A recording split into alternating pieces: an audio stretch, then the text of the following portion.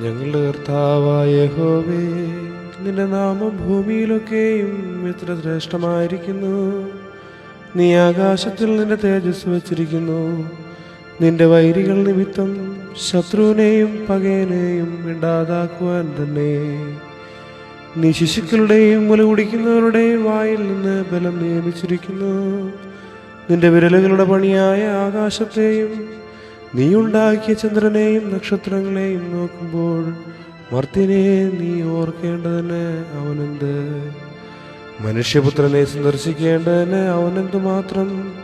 നീ അവനെ ദൈവത്തെക്കാൾ അല്പം മാത്രം താഴ്ത്തി തേജസ്സും ബഹുമാനവും അവനെ അണിയിച്ചിരിക്കുന്നു. നിന്റെ കൈകളുടെ പ്രവൃത്തികൾക്ക് നീ അവനെ അധിപതിയാക്കി സകലത്തെയും അവന്റെ കാൽ കീഴാക്കിയിരിക്കുന്നു.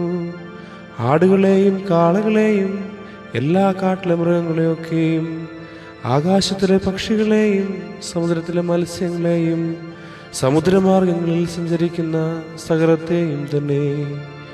ഞങ്ങളുടെ കർത്താവായ യഹോവേ, നിന്റെ നാമം ഭൂമിയിലൊക്കെയും എത്ര ശ്രേഷ്ഠമായിരിക്കുന്നു.